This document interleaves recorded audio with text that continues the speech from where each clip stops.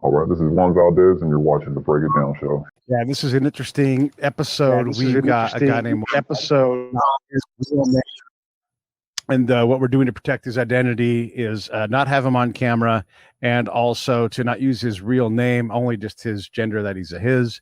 And he is, I guess you would call him a recovering trafficker of drugs. And so we're going to talk to him on the topic of trafficking, the U.S. border, international policy, and all these kind of things. So I'm just going to set it up, Juan, and have you talk to us about narco trafficking. And I'm just going to let you go, and then I'll just break in when I need to. Sure. Narco trafficking today is vastly different than it was, say, 10 years ago, 11 years ago, when the so-called war from Mexico started on drugs. It's no longer big cartel. It's no longer 4 or 5 large organizations working in tandem in order to get drugs into the U.S. Now it's broken down into smaller confederated groups that loosely affiliate themselves with two larger organizations, one being the Sinaloa cartel and the other one being Cartel Jalisco. Both these are now transnational. Both those organizations have infiltrated politics up and down South and Central America to the points that you no longer have organizations in Colombia running their own show. You no longer have organizations in Central America running their own show. And so they've used these smaller groups to further their efforts to get drugs into the United States, and they've branched out into other crimes, oil theft, extortion, and they have set up a system of parallel governments to where now they can operate with impunity. It's just a matter of who can pay more and who likes who at what time. When you say parallel governments, parallel economies, these things are happening, they're expanding. Are they expanding because it's getting harder to move drugs and people, I'm assuming? Or is it just that they're looking for new verticals to get into to maximize profit? Both. By parallel government, what I mean is you can take Reynosa, for example. There's a mayor in Reynosa, and he's the one that's elected by the citizenry there, and he's supposedly the one that dictates how that city is ran. However, there's somebody in that plaza who is not elected, who is affiliated with one of the groups from either the, and I'll say so-called Gulf Cartel because they've broken up into smaller factions, or the Cartel Noeste. And that person is actually the one that dictates the policy in that city. That person is the one that the mayor is going to call and say, hey, I don't want this to happen, or I need this to happen. And so there's no longer the government that you and I would know and identify here in the United States down there. When you talk about these shadow governments, does the U.S. have any influence with these cartel figures or the legitimate government of Mexico in a way that would limit the damage that's being done in the U.S. through these illegal activities? Again, I'm not in a position to where I would know at a high level what the U.S. policy, how it affects the Mexican government. But what I can tell you is that in some ways they can, in some ways they can't. The government from top bottom and vice versa has been corrupted in Mexico to the point that some of the people that the U.S. has put trust in, Juan Carlos de la Cruz, for example, he was the head of the intelligence apparatus for the federal police. Just been indicted. He fed secrets that he was privy to via the DEA to members of different cartels. So now it's not a matter of if they can affect change; it's a matter of who they can trust to affect change. So it's a shaky situation all the way around. Is business good in the trafficking business, or is it always on the edge of collapse? Legitimate businesses, they are struggling. If you're a legitimate business owner and you have any kind of success, you're going to draw the attention of the organized crime groups in that area. These organized crime groups, especially the smaller factions, since they're localized, they have been these relationships they have with the government and the people in those cities have been around for 10, sometimes 20, 30 years. So to be able to keep your success a secret is next to impossible.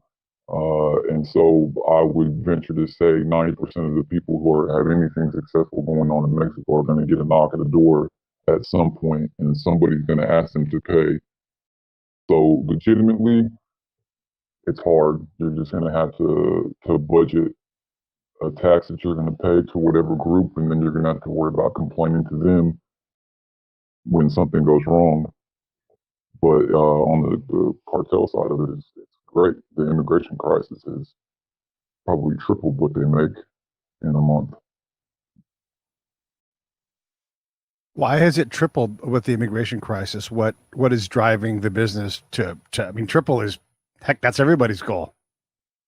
Right, yeah, absolutely. I mean, they have a pretty sound business model, and I don't want to blame this on American politics, but when Biden had announced, or in a roundabout way, said that he would open America's borders, and whether or not, in whatever sense that you meant it, you have to understand that people in Central America and South America do not watch U.S. television. They don't understand the language, nor do they care to, so they don't hear the messages in detail given by this administration. All they hear is word of mouth saying, now is the time to come, pack your bags up.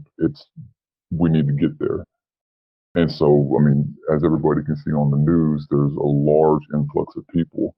And those cities and border regions on the US Mexico border are ran by organized crime. So some of these people don't even want to traffic drugs anymore when they can traffic people. And it's a renewable resource. You're going to get caught eventually. You may or may not, but you'll get sent back and you might try it again right now because you know Biden is the one calling the shots and you think that you can chance it. So it's just the influx of people coming across that border right now. It's gotten to the point now where some of these criminal groups have started issuing wristbands so they can figure out who paid who and who is underneath the protection of who and when they need to cross. The cartels have had so many people coming into their area of operations that they've actually had to adjust their business models fit the number of people that they're having to cross on a daily, weekly, and monthly basis. How long can the cartels exploit the people of Mexico, exploit people from other countries that want to get through Mexico before it just collapses? I mean, any government that ignores the people as much as it seems like and abuse the people as much as they seem to be doing, at some point there's a reckoning, whether people rise up, other governments get involved, something is going to change. How long can this go on for? I really couldn't give you a definite answer. You've had different auto defensive groups, different vigilante groups in, say, Michoacan, and those started off as a popular people movement. They had gotten tired of the lack of law enforcement intervention into the affairs of the cartels in those areas, and they didn't have a way to fund it. And the only way they knew to fund it was to sell drugs and extort people. So now you have 3 or 4 cartels in the area that masquerade themselves as vigilante groups that take justice into their own hands. The Chiapas Highlands are the same way. So the answer to that is I don't know. That culture is so ingrained in the population down there that it's fear, and there's gun control down there, so the population can't say, "Hey, I'm tired of this. I'm going to pick up my phone and call some friends of mine. I'm going to go buy some guns, and we're going to handle it." They can't do that. They have to rely on the police and the military, which are the only ones for guns. So I really don't see an end to it, save for U.S. military intervention. We'll get into the military intervention here in a minute, but I do want to ask a couple more questions about this exploitation of the people of Mexico. Does it matter in terms of U.S. policy and the impact on the trafficking business? Does it matter if it's a Biden, if it's a Trump, if it's a Republican, if it's a Democrat? Does that make any difference, or does the model just evolve each time the new president and the new party is in power? It's going to evolve, or it's going to evolve, and depending on what organization you're in, is going to dictate how you operate. The current president, AMLO, he, from my opinion, has a pretty weak backbone. He had given a kind of a logos or a saying for Michoacan and Jalisco specifically, because there's a large armed conflict going on over there right now. And he said, hugs, not guns, which kind of told you everything you needed to know, because nobody is going to believe that one of these sicarios is going to agree to that. These organizations, they change. They know who's coming to power. They know how they operate. They pay the people who aren't elected, so they have a pretty good idea of where they need to go and what they need to do. So there must be some kind of power structure that you all navigate as you work within it. Can you illustrate how flat or how deep the organization is that you're working with as a trafficker? And then also, how many organizations are there? I mean, we say cartels, but I don't know exactly what that means or how many there might be on the books.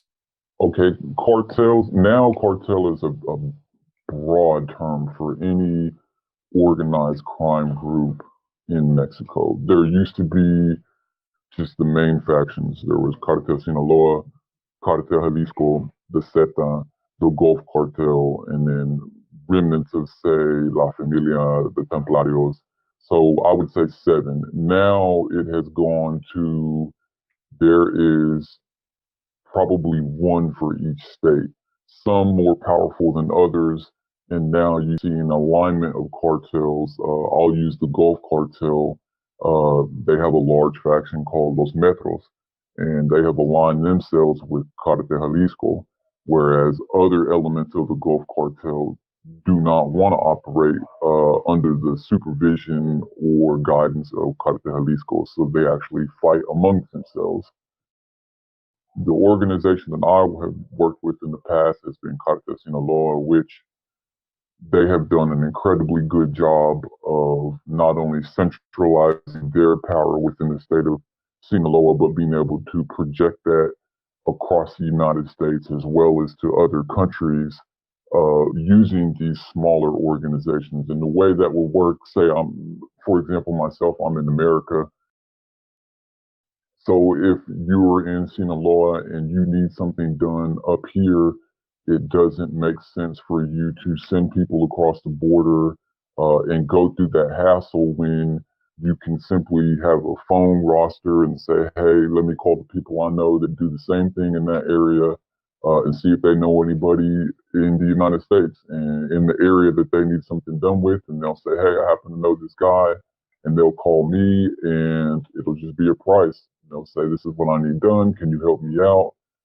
I'll give you this amount of money. I'll send this amount of narcotics, however, whatever agreement you come with. And then I will do what needs to be done here. And then that gets sent right back up the chain of command and it's done. So the structure is decentralized, but yet it has leadership in place to be able to see the bigger picture and make the bigger decisions that affect that organization overall. Yeah, how encumbered are you if you're going to pass through an area? And I'm not asking you specifically, just as an organization, if you're going to pass through an area, are you checking in? Are you engaging with a legitimate mayor to reinforce whatever is being done above? Do you have to encounter these higher level cartel players? How does that work in terms of what's asked of the actual trafficker on a day-to-day basis? And then when you get to when does your responsibility stop and you've done your job and you're on to the next task? Okay, as I wouldn't say an independent contractor, but just a low to mid-level drug trafficker, have a pretty good sense of autonomy, meaning that I'm not bothered with the day-to-day politics of big cartel. I only get phone calls when there are specific issues in the area of operations that I function in. Now, these different plazas, I'll use Juarez, for example, because I've worked in that plaza for a long time. Those are plazas that are right now in contention. Three different groups want that area. None of them are going to be able to control that area due to the importance of the bridge getting into the United States. Everybody wants control of it. The way that I stay under the radar is I have aligned myself with a larger faction so that when I do move things back and forth across that bridge, there's a general sense of that's who that works with. Let's not create a problem with him unless we hear from a higher up that we need to go ahead and go after him. As far as operating with the different groups, there has been situations that weren't trafficking related that were more political and not meaning the traditional Mexican politics, but inter-cartel politics of somebody needs help or somebody needs something done. Just like any other business relationship, a favor for a favor, I'll help you now. And if I need something further on down the road, you'll help me out and we'll leave the bigger rivalries alone for the time being, and we'll do what needs to be done as long as it's mutually beneficial to both of us. When you look at the independent nature of what someone like you does, how often does an opportunity come in to move something somewhere else? You have the ability, you've mapped it. Maybe they want you to move something along your route. Maybe they want to know how to move something somewhere else. How often are you working in another aspect of the traffic? And again, I'm not asking you specifically. I'm just saying in general from your experience, how often does something outside of the norm, your expertise apply to Afghanistan or somewhere like that? Are you talking about moving something to or from Afghanistan or being in contact with the people in Afghanistan, or are you just using Afghanistan as a kind of a binder or the way that they work? Yeah, I'm using Afghanistan as an example just because there's poppy to move, but also like when people are like, "Hey, I would like to move." Let's just say that someone wants to move something dangerous, explosives or whatever it's going to be, and they want to move that, or someone wants to open a new route, a competitive route into Mexico. Would they reach out to someone like you? Would they go through the cartel? How do the outside things happen, and how often does that happen from your experience?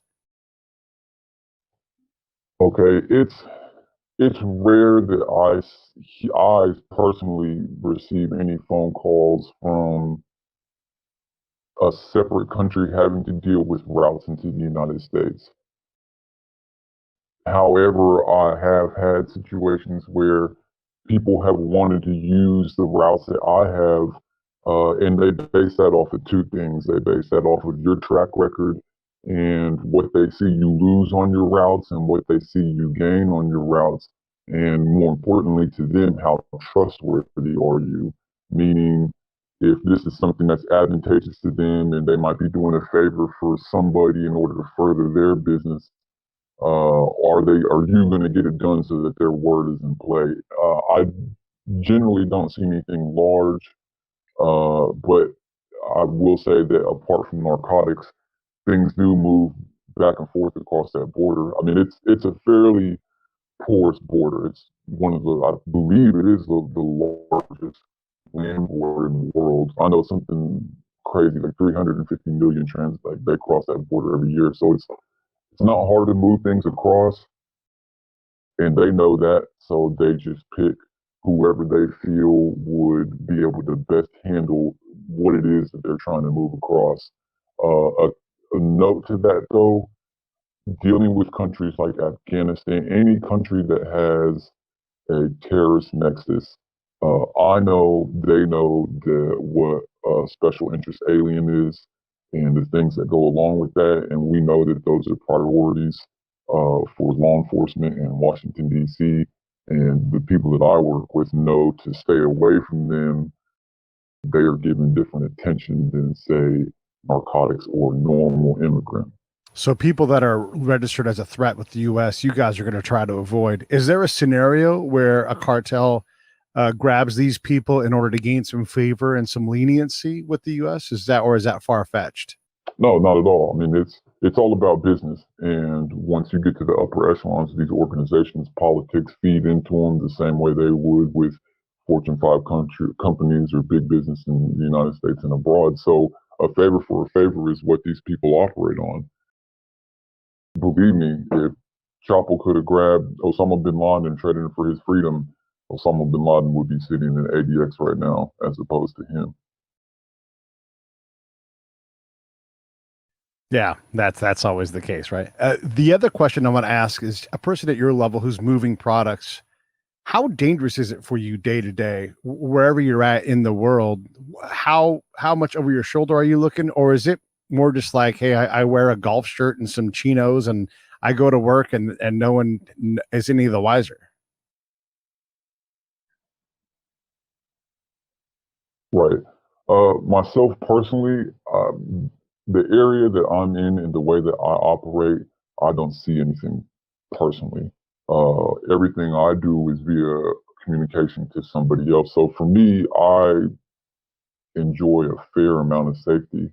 I am in the U.S. I can say that. So I don't have the cartel aspect of, again, going back to a parallel government, of people watching me and saying, hey, what does this man do? How does he make his money? My biggest threat is U.S. law enforcement, which there's a sweet spot in this industry, and everybody understands that if you are big enough to make a decent living, you can do it, but you stay small enough to not attract the attention of multiple agencies, then you can probably do this for a fairly long time. However, I will give it to the U.S. intelligence agency as well as the DA. They are very, very good at what they do, and even though you might be able to do it for a long time, you for sure will not be able to do it forever.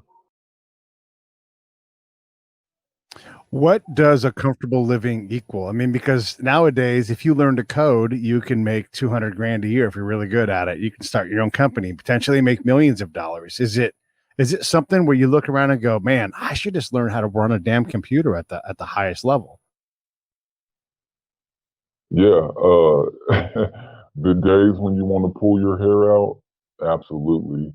But it gets into your blood. It gets to the point that you're addicted more to getting away with what you're trying to get away with as opposed to the money. And then honestly, from my experience and the experiences that I've talked to with other people that are in this business, it no longer really becomes about money. It becomes about keeping score. The money is just a way to show the competitor that you're winning. Yeah, fair enough. I can see that being the case. I want to back out and let's talk about immigration and how. Let me before that. How much concern does a cartel have, or someone who works within that cartel have, for bringing in things like fentanyl that are killing people here in the U.S.? I mean, we lose a young person, I don't know, daily to that, and oftentimes someone famous. Tom Petty is dead due to fentanyl. Prince is dead due in part to fentanyl. George Floyd had fentanyl in his system, and probably none of them knew that going in. How much? How much does that weigh on anybody's conscience in that line of business? From the U.S. side, being in the U.S., I would say that that is probably the number one threat to American security right now, whether or not somebody wants to admit it. From the Mexican side, I will tell you that the people that I talk to do not care. They have taken the stance of it's not Mexico. They're not forcing anybody to put that in their system or their body. They're poor. They don't care. They view Americans as being privileged to begin with, and they feel like if Americans decide to destroy themselves, then maybe they should live a little bit poor of a life and experience what they have to experience. So there's a little bit of animosity that goes into that. But no, like they do not care. Nor do they care that China has been involved in this from the start. And do not remember his name. I wish I did. They had an officer in their military actually write a book on unconventional warfare and put this in there as a means to disrupt certain parts of the United States. And that's exactly what they're doing. If you go to Michoacan, Jalisco, Sinaloa, anywhere where they process fentanyl, none of the 50-gallon drums that I have ever seen have English on them. They were all written in Chinese. Yeah, that's terrifying and understandable. I mean, there's a lot that America does that's crap for other people in other places. The fentanyl problem is huge. What does Mexico in general see in terms of a threat from China? It's one thing to partner with them on trafficking to undermine the U.S., but is it in any way helping Mexico? Are they worried about China, moving in and taking over or like that? I know we're over here in the U.S. We're desperately worried about what China's going to do. Right. From what I have seen, no, they're not concerned with China, and I feel like that is because they are the next door neighbor to a superpower. And I feel like if there was any kind of threat pointed in the direction of Mexico, they feel like despite all the things that they do to provoke the United States, that the United States would stand in the way of that, knowing that Mexico is somewhat of a gateway into the United States. So I feel like the people who do deal with the Chinese, they deal with them on a strictly business level.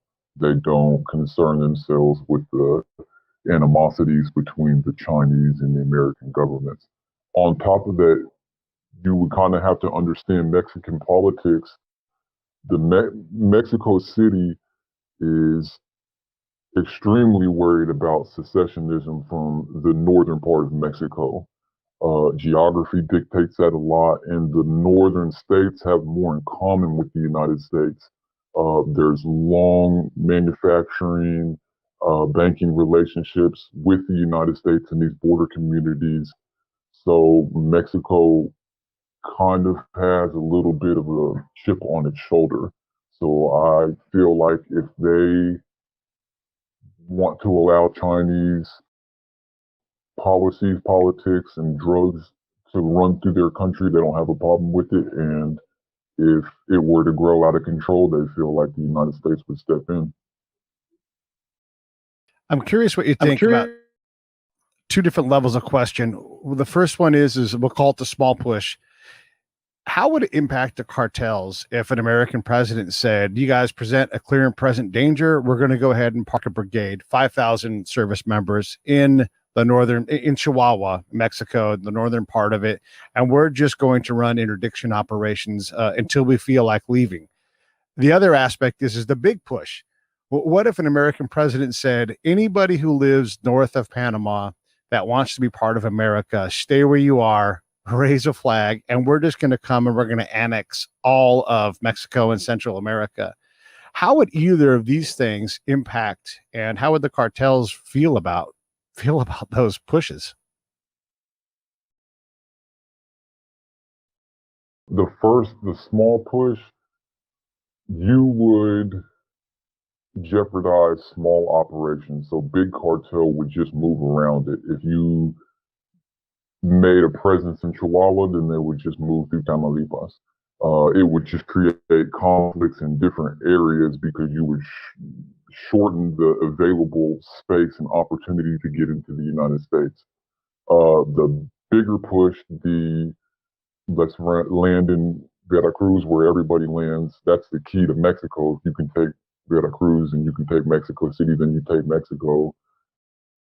If that were to happen, that is probably their worst nightmare because then the U.S. justice system would apply to them, and the U.S. justice system would not allow for bribery, which is the way that they have escaped punishment this long. So that would be everybody's worst nightmare in Central South and Mexico. What about the population? Would they welcome that? I mean, people from Guadalajara are constantly coming north. I mean, all these different countries that are being mistreated, have no rule of law, have these shadow governments that are over them. would the regular working folk of these countries welcome the opportunity to join the U.S. in some kind of occupation, moving to statehood status over time? That's a question that I don't feel qualified to answer, only because I'm not a Mexican citizen and I don't live there. So I don't have the opportunity to just see these people on a daily basis and get a feel for how they would feel. But if I were to make a guess at it, I would say that initially they wouldn't like it. Who does? Who would want to be told that you are now under a different flag? But if they saw real change in progress, I believe that any people would embrace that. I don't think that there would be as big a pushback as people may think. I think some of these people are fed up and they don't have a place to turn. You can't call the police. Those are owned by the cartels. You can't call your mayor. Those are owned by the cartels. The only people you can call is your family right now. And if you lack the resources and the weaponry to fight any of that, then you're at the mercy of other people. And I think if the U.S. were to step in, that would alleviate that pressure and allow them to call for help or have some semblance of security. So I highly doubt that 10 years from now, if that were to happen, that they would have a problem with it. And then adding on to the big push question, do the cartels just go north and infiltrate Canada and push it? Because that's a ginormous international border.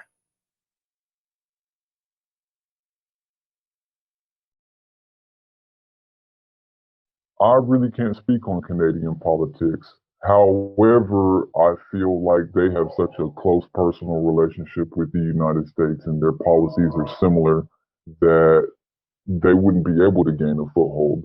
My own personal opinion is the cartel problem started with the PRI. They had a really, really bad habit of incorporating their threats inside their political structure as opposed to dealing with it. And that's what allowed these criminal organizations to gain footholds. I feel like Canada, as vast as it is, wouldn't allow that.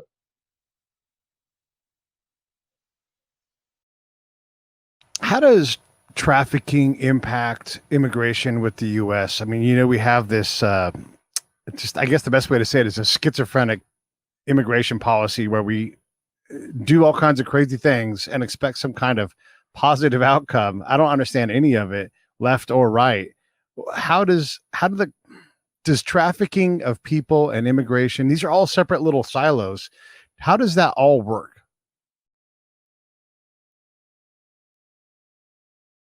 Well, if you want to get down to like the ground level of trafficking, that starts with people in regions who do not have any opportunity for advancement.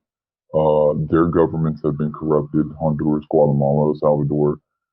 Their security situations, they're no longer safe. And honestly, in Central American countries, they play advertisements on the radio and say, we're the A1 traffickers. You will not get kidnapped, hurt, extorted. Any of the horror stories that you've heard, they don't happen with us. And that family scrapes their money together. And then they call these people and build those relationships have also been built over years. They are put in semi trucks and shipped from one point. You'll probably hit 4 different cities and 4 different locations until you actually reach the border. And each one of those locations, somebody is going to ask you for money and make you pay more than what you originally agreed on, and then come up here.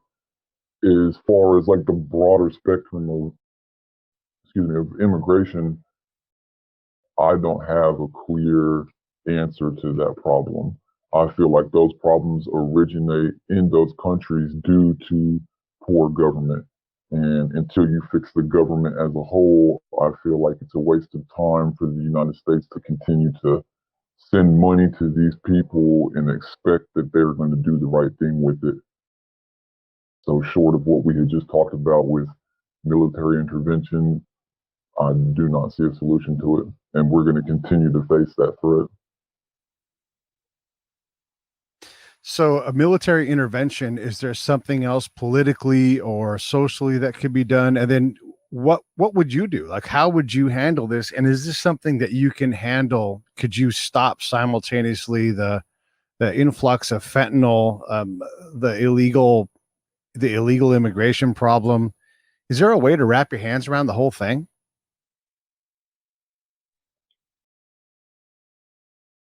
I would say that there is a way to wrap your hands around specific issues. Fentanyl, uh, the first step that I would take if I were the US government was label these cartels terrorist organizations. If you did that, you free up funding and you allow the State Department, the Department of Defense, to begin to intervene instead of leaving it in the hands of the Justice Department. I'm not saying that the DEA isn't doing a good job. DPS, I've lost a lot of loads and spent a lot of money because of those people. They're good at what they do, but they are now dealing with organizations that have expanded globally. And in order to wrap your hands around that, you're going to need a global reach, which I understand the DEA has, but you're going to need something and a budget far greater than what they have. So that would be my first step, would be to label all of these organizations as terrorist organizations, and then pass that to supervision. The U.S., from what I've seen in Mexico, at least has a very hands-on, hands-off way of working. They will get hands-on when they need to focus on an individual, but as a whole, they're hands-off and still respect Mexican sovereignty. And I feel like that is a mistake. I feel like respecting the sovereignty of any nation that has failed to protect citizens, failed to address the large problems that are affecting U.S. Citizens, those need to be put in check. So I feel like they need to take a way more hands-on approach with them. Some of what you just said broke up a little bit because of our connection. And just for everybody listening, this is just kind of how this has to be because of the way we have to record this. So we'll just bear with that for a while. I wanted to ask you about international influence. Okay, so we can make them all terrorist organizations, but then that also turns them into like, okay, well, then we're going to play the terrorism game and we're going to make money by moving the next thing. Like if we make it harder for them to make money moving drugs, maybe they move something worse, or maybe they just move more people or whatever it is. How international can this business become if we do turn them into a terrorist organization? I guess that would all depend on how effectively you hit it from the beginning. These organizations are already transnational. Mexican cartels, specifically the two major ones, Cartel Jalisco and Cartel Sinaloa, have both not only ingrained themselves in Central and South American countries, but have expanded to Europe and Asian countries. So they already have the platform and the logistics in place to move anything that they would like back and forth. And I know right now, as it stands, everybody would like to stay away from the things that are going to bring down that hammer of the United States government. Drugs, people, yes, you will draw attention and you could pay a price for it if you start reaching out into other things, especially anything that has to do with anything, any kind of NBC threat. Everybody stays away from those. And I just do not feel like they would jump into that if they were labeled a terrorist organization, because the money, at least the steady money, wouldn't be there. I feel like they would continue to work with drugs, people, extortion, stealing gas, oil. There was stay with it, you would just see a decrease in it. But I could be wrong. Yeah, it's an interesting thing to think through all these different aspects. I mean, there is kind of a detente of sorts where like, okay, we know you're doing this, we're going to make it hard for you to do it, but let's not make this worse. But there's also a lot of people suffering, because of our inability to turn this thing all the way off. Because ultimately, if we wanted to flex our military muscle, we could bring a carrier group into the Caribbean, stand and just go home base out of Veracruz and make it really hard to move around. But then again, if you have all the control. So is there a scenario where one of the cartel leaders just does the thing where they're like, I'm going to run for and I'm going to win election in Mexico and just run the whole damn country as a shadow government legitimately? I don't know that somebody would want to do that, although they could. I mean, Pablo Escobar, that was one of his goals. I can tell you this right now, especially in Baja, Sonora, Sinaloa, the different factions will back political candidates and just make them puppets, which is kind of what we had talked about with the parallel governments. But no, I couldn't see the people in power in Mexico, Los Pinos, giving up that kind of control to one of these cartels. They, just like the cartels, are addicted to power, so I don't think that they would allow it to go that far. When someone goes rogue and they kill a van full of Mormons, they burn women and babies alive in a car. That's bad for business. And that really can get you some American, probably did get some American incursions into the area, much more surgical. But you get too many vans full of Americans getting whacked, it's going to create a problem that a president is not going to mind stepping across the board with a lot of force. How is that stuff dealt with internally?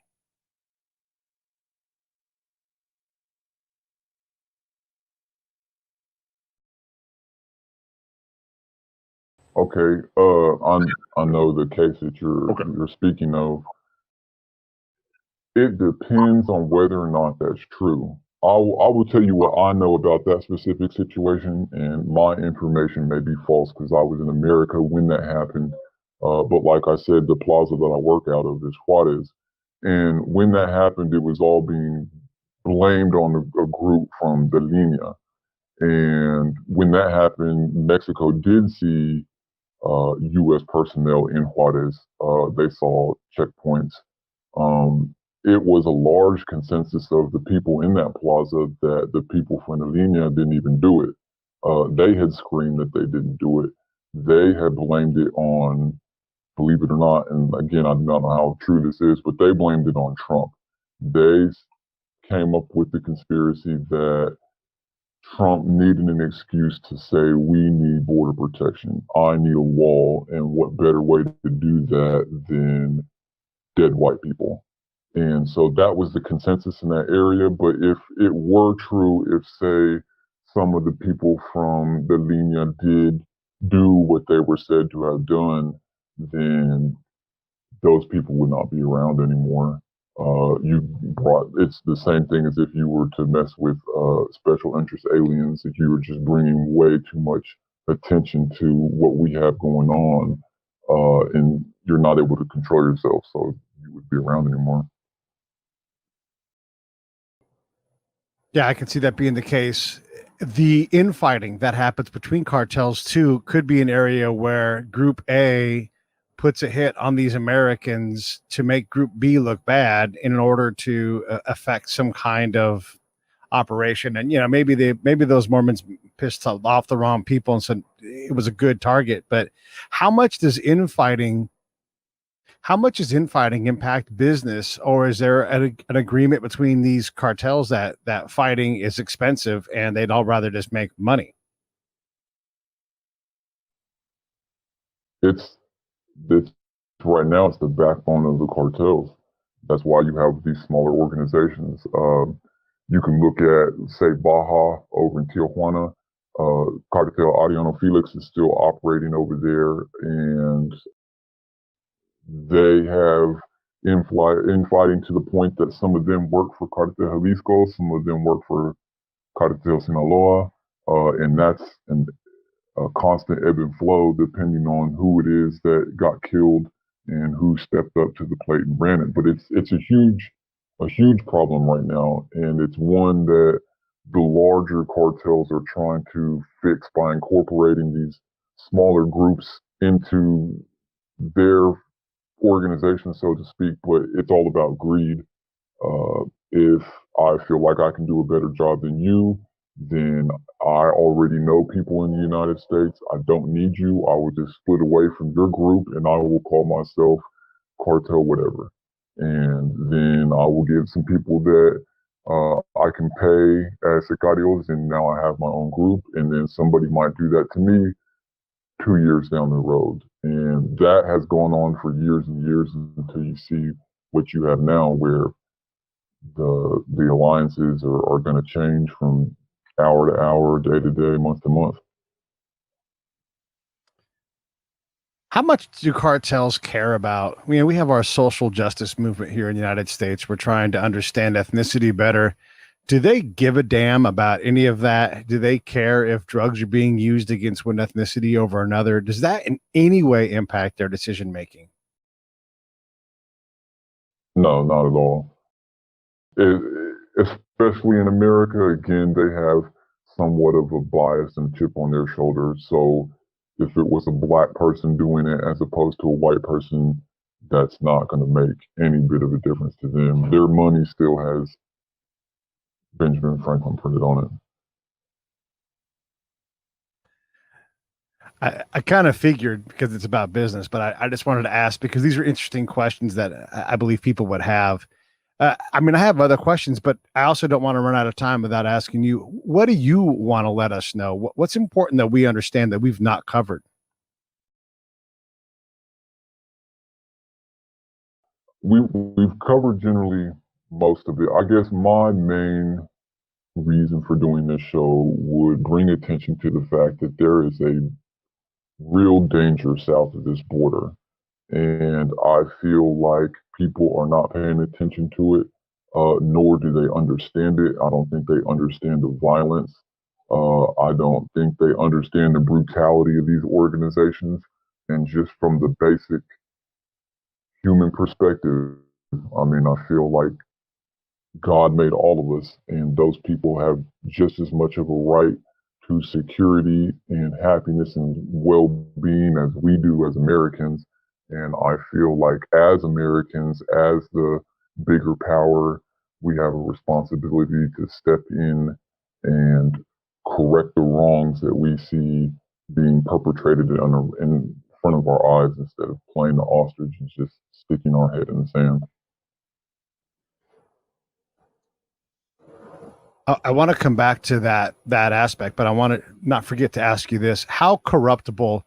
Look, I've been down along the border in Texas from El Paso to, I mean, Del Rio, and there's a lot of open space. And every now and then, and I mean, it is for the audience, every now and then, not very often, you'll see one lone dude in a police vehicle just sitting there, a couple miles from the border, completely snatchable, completely, vulnerable. How hard is it to get someone just to either want to stay alive or just to take an extra 100 grand or something to look the other way when you drive by? Are they exploitable with cash or for threats?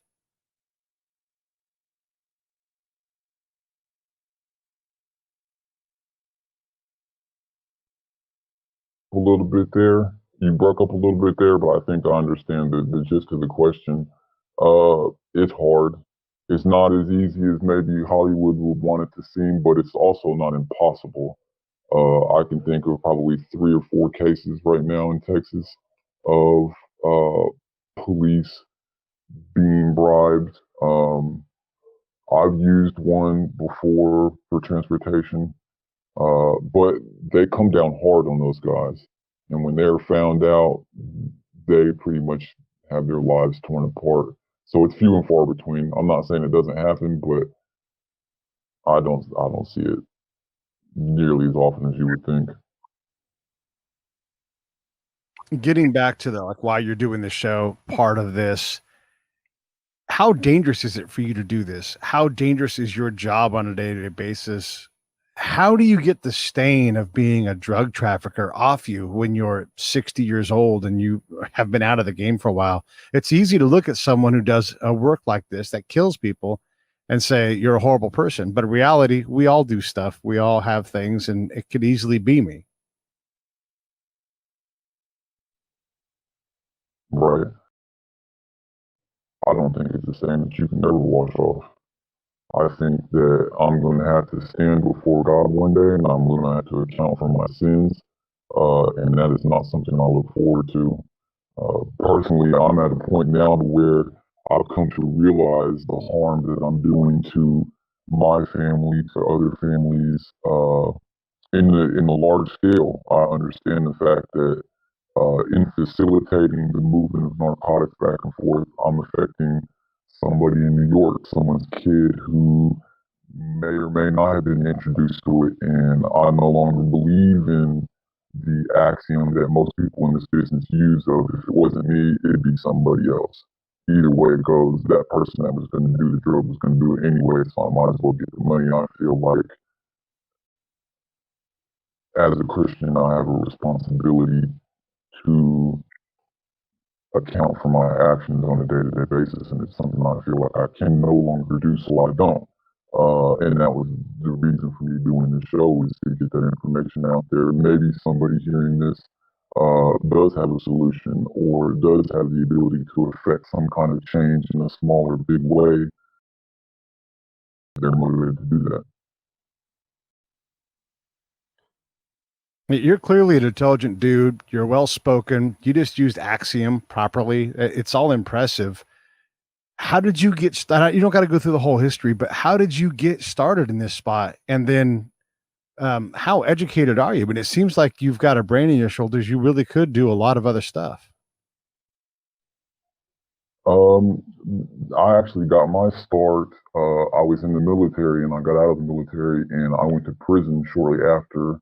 And I did not grow up with money, although I did grow up with a family who took care of everything that I needed to take care of. So I wasn't a poor family. I can't claim that I was neglected because I wasn't.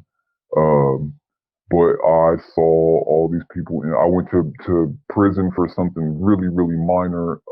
I feel like it was something I may not should, or I should not have been sent to prison for, and it wouldn't have sent me on this trajectory. Maybe a different path would have worked, but either way it went, I went to prison and I saw these guys and they talked about these beautiful women and these fast cars and these pockets full of money. And I said, "How do you get it?" And they said, "We sold drugs." And I said, "Well, that's what I want to do." Yeah, our correction system wins again. It turns somebody, but we didn't have to be a drug trafficker into a drug trafficker. But again, like the axiom, if not you, there was some other kid that was going to happen to. When you look at everything and you stack it all up, if you look at yourself in 10 years and you're still trafficking, you haven't managed to get away because it's a dangerous job to leave, or you just can't, you keep getting pulled back in. What do you say to your future self if you're still doing this in 10 years? Shame on you. I actually do not do it anymore. Just personally had made a promise to God that I would no longer do these things and I would try to undo the things that I've done. And I have found out that it is so much harder to go against that grain than to go with it. But anybody who I would say continues to do them and works under the assumption that they are not going to be held accountable for their actions one day is extremely mistaken.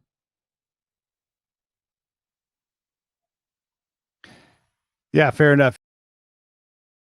A whole hour full of questions, and I don't want to keep you any longer than this. Definitely would love to talk to you some more in the future about this, but it's just eye-opening to hear someone who's rational and understands the damage they're doing, wanting to make good on it. What what's how do you do it though? How do you make amends? How do you do your acts of contrition to balance the scale a little bit? What do you have to do that? For me personally, I don't have an answer to that. Still trying to figure that out. But my goal is to go against these groups and to make it as hard as possible for them to operate in the areas that they're operating in. And how to do that, I don't know. I'm still trying to find that out. But in whatever way I can, I plan to go against them instead of being with them this time. Well, listen, I appreciate you coming on the show. super interesting to talk to you, and I don't want to take any more of your time. I want to let you get back to it, but thank you very much for coming on. I'll turn the mic back over to you real quick, and then I'm going to run my roll that closes out the show. So to say whatever your final words are, and then we'll move on to the next thing. No, absolutely. To anybody that's out there that's listening, I appreciate listening, and I hope that this opens your eyes to the situation that is taking place down there. Hey, thanks for watching the show. I really appreciate it. Right here, you can subscribe. Please do that. It makes the show grow. Hit that notification bell so you know which incredible guest is coming up next. Down below is the PayPal link. You can put a small subscription in. That is an enormous help. All that money goes right back into the show. And then right up over here are the next episodes you should listen to, curated by